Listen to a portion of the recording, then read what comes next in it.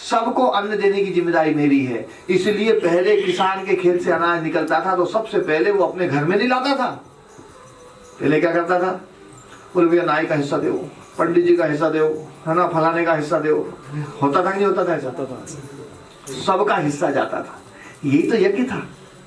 यज्ञ में हम क्या करते हैं, बोले ये हिस्सा भैया तुम्हारा, उसके बाद खाएंगे। तो वो यज्ञ होता था। सबको हिस्सा देने के बाद में फिर सबसे कहा जाता था भाई अपन सब मिलकर के जो ना अग्नि देवता को आमंत्रित करें, और अग्नि देवता को आमंत्रित करके और सब लोग आहुति प्रदान करके फिर अन्न को ग्रहण करेंगे। इसलिए होली होती थी। होली में क्या होता था, सारा अन्न जो है ना सब लेकर के आते थे और अन्न को चढ़ाते थे। उस अन्न को, कच्चा अनाज भी होता था ना, उसको उसमें अग्नि में समर्पित करते थे, और उसमें जो भुना हुआ होता था कि उसका प्रसाद बढ़ता था, उसी को होला बोलते हैं। ये होला और होली एक ही बात है। होला होलिका, जैसे राधा राधिका, अंबा अंबिका, भद्रा भद्रिका, वैसे ही होला और होलिका एक ही बात है। तो ये होली का जो पर्व था, ये सामूहिक रूप से यज्ञ करने की परंपरा थी। और एक फसल आती थी बरसात के बाद में, तो बरसात के बाद में सब इकट्ठे होकर के जो ना उस समय जो अग्नि है ना प्रज्वलित करके, और उस समय जो है यज्ञ करते थे, अपने नए अनाज को अग्नि देवता को समर्पित करते थे। उसका नाम था दीपावली। नव जो ना शारदीय नवसस्येष्टि पर्व और एक वासंती नवसस्येष्टि पर्व, ये दो पर्व होते थे, विशेष पर्व थे।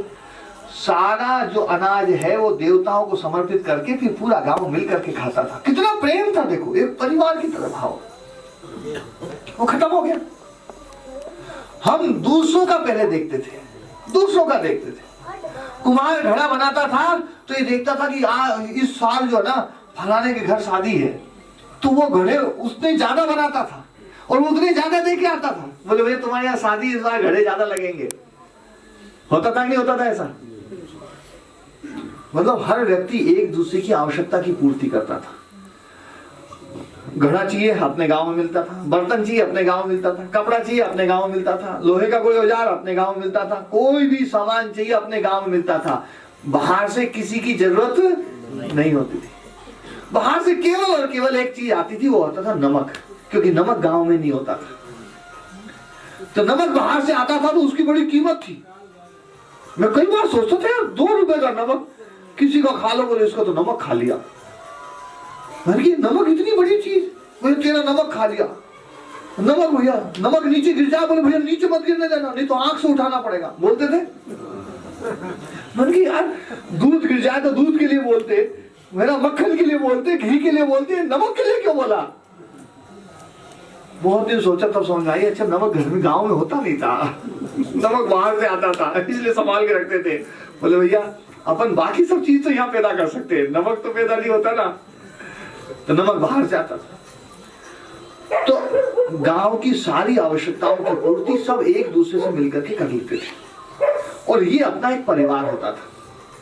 अंग्रेज जब इस देश में आए, अंग्रेजों ने देखा कि यार इस परिवार वाली जो संस्कृति है इसको खत्म किया जाए, इसको तोड़ा जाए। और उस परिवार की संस्कृति का जो आधार था, वो आधार था हमारी गुरुकुलीय शिक्षा पद्धति है। वो सबको बताती थी, वो समझाती थी, वो सबको शिक्षित करती थी। पहले डिग्रियां नहीं होती थी, आज डिग्रियां बहुत हो गई लोगों में। ये डिग्री, वो डिग्री, पता नहीं ऐसी ऐसी डिग्रियां आ गई हैं, लेकिन डिग्रियों पर ज्ञान नहीं है लोगों को, केवल जानकारियां हैं। ध्यान देना, आप लोगों के बच्चे भी स्कूल में पढ़ रहे हैं, आपके बच्चे स्कूल में शिक्षा नहीं पा रहे हैं, आपके बच्चे केवल कुछ चीज रट रहे हैं, कुछ चीजें रट रहे हैं, कुछ चीजें याद कर रहे हैं, उनको याद कराया जा रहा है, उनको रटाया जा रहा है, उनको जो ना मेमोरी भरी जा रही, बस ज्ञान नहीं दिया जा रहा है। ज्ञान अलग चीज है, मेमोरी अलग चीज है। ये मोबाइल है ना, इसमें बहुत मेमोरी है कि नहीं है? कितनी मेमोरी इसमें, सारे वेद इसमें आ जाएं, सारे शास्त्र इसमें आ जाएं, रामायण, गीता, महाभारत, उपनिषद, दर्शन सब इसमें आ जाएं। आ जाते कि नहीं आ जाते? यहाँ कई माताएं बहनें बैठी हैं अलग अलग पाक विद्या से, क्योंकि आठे की माताएं बहनें तो सब बढ़िया आजकल शहर में आएगी, उस शहर वाली तो नहीं। वहां कहूँ कह दो भैया बाजरा की रोटी बना दो, बाजरा की रोटी नहीं बने। वहां कहूँ खाने कहूँ बाजरा की रोटी, आज तो बाजरा की रोटी बनाओ, कटी कई बनाओ, हाँ बाजरा की रोटी। आठे आया था, आठे को खाना खाओ। हमें तो जो है इकट्ठे भी जाता हूँ मैं, पहला घूम तो हो, कोई नहीं, वो तो सब बन जाएगा। मैं पहला पूरा देश में घूम तो हो, तो लोग कहता बोले जी कहने जो है भोजन में कहीं खाओ, मन की था का गांव 10 किलोमीटर के अंदर में जो चीज होवे ने वही खिला दो।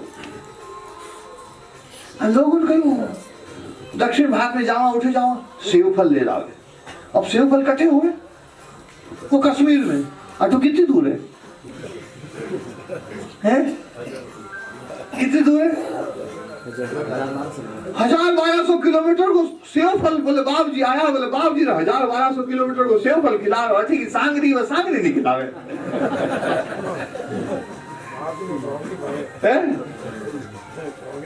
सांगरी सेव फल बिल्कुल भी कम नहीं है।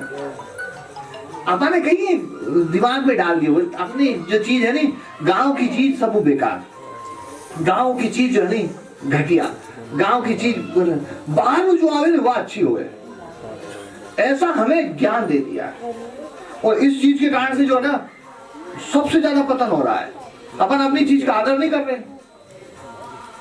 स्वामी जी महाराज एक गीत गाया करते थे, चंद्रघोड़ा जो है राम प्रसाद बिस्मिल का गीत है, जो गांव में बना हो, जो गांव में खपा हो, जो गांव को बसाए वह चीज है स्वदेशी, मेरा हो मन स्वदेशी, मेरा हो तन स्वदेशी, मर जाऊं तो भी मेरा होवे कफन स्वदेशी, मेरा हो मन स्वदेशी।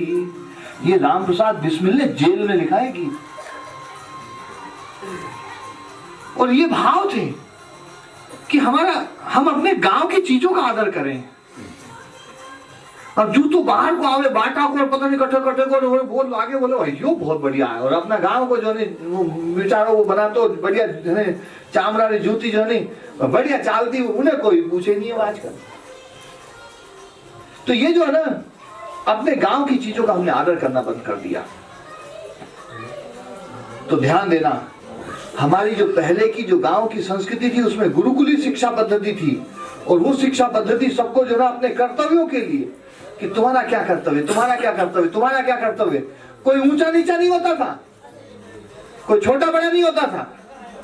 ये छोटे बड़े का भाव जो ना ये अंग्रेजों ने डाला हमारे भीतर, हमारे भीतर नहीं था पहले। यही कारण था कि प्रभु श्री राम जब वन में गए तो माता सबरी के झूठे बेर खाने में हिचके नहीं,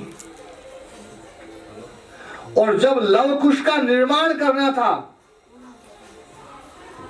माता सीता को कहां छोड़ा जाए, किस आश्रम में छोड़ा जाए। आप सोचिए जरा, महर्षि वाल्मीकि जी की आश्रम में जब माता सीता को भगवान श्री राम ने छुड़वाया था, एक इतिहास में स्वर्णाक्षरों में लिखने वाला काम है, ये ऐतिहासिक काम, पूरी दुनिया में ऐसा नहीं हो सकता, आज भी नहीं हो सकता है कि आप अपनी पत्नी को, आजकल तो आप अपने लोगों अपनी पत्नी को अपने भाई का नहीं छोड़ सके, बताओ छोड़ सके कहीं?